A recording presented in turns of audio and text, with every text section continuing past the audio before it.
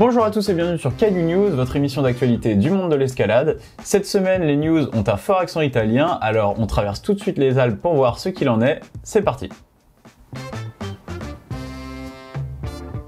C'est la photo qui a émoustillé le monde de la grimpe cette semaine. Adam Ondra, Stefano Ghisolfi et Jacob Schubert en train de travailler tous les trois la même voie Excalibur à Arco en Italie. Pour Stefano Ghisolfi qui a commencé à la travailler en premier, c'est la voie la plus dure qu'il n'ait jamais essayée. Rappelons tout de même que la cotation maximum atteinte par Stefano est 9B+, ce qui nous annonce une cotation extrême.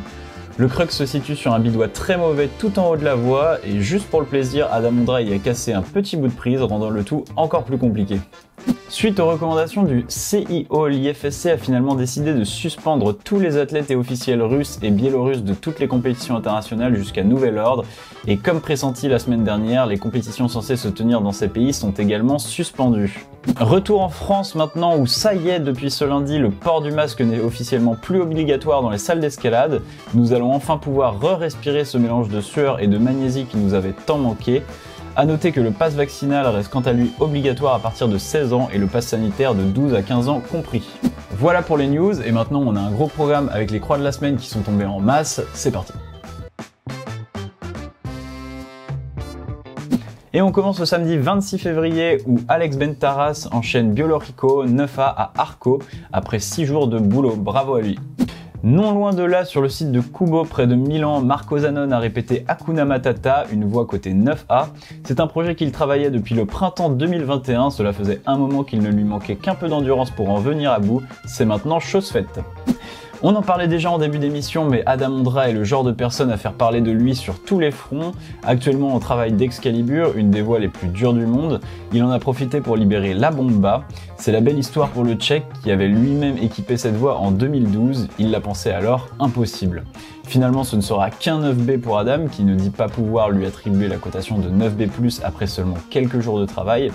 À 29 ans, Adam Ondra compte maintenant 25 voies entre le 9B et le 9C, soit 15 de plus que son premier poursuivant, Stefano Ghisolfi, simplement impressionnant. Mardi 1er mars maintenant, après presque 3 mois de travail sur la voie, Matteo Soulet, 15 ans, parvient à enchaîner son projet La Guerre des Nerfs, côté 9A. Pour l'anecdote, c'est à son père Pierre Soulet que l'on doit l'ouverture de cette voie, c'est donc une jolie passation de pouvoir au sein de la famille. Toujours mardi, Domenskovic répète la Novena Enmienda côté 9A+, à Santa Linea. A noter que c'est la 20e route dans le 9e degré pour le Slovène. Lundi 28 février dernier, c'est encore une énorme croix qui est tombée. Cela faisait maintenant 6 ans que Carlo Traversi travaillait la célèbre voie de trad du Yosemite Magic Line. Cette magnifique fissure que vous avez peut-être déjà vue dans l'un des célèbres Real Rock est l'une des 4 8C+ trad au monde, en complément de la potentielle 9A Tribe. Et bien Carlo Traversi est maintenant la seule personne à en avoir enchaîné au moins 2 avec Meltdown en novembre 2018. A noter que Carlo est aussi un des grimpeurs les plus complets pour avoir répété un 9B en falaise. Et ce lundi, c'est Seb Boin, notre falaisiste national, qui a libéré son projet Myr à Saint-Guilhem-le-Désert près de Montpellier, qu'il cote 9A+. Myr, c'est aussi la traduction de paix en ukrainien, pas besoin d'en dire davantage. Et on termine la falaise ce jeudi avec Martin Teckels qui répète Thunder Ribs 9A à Arco, qu'il propose plutôt 8C+/9A.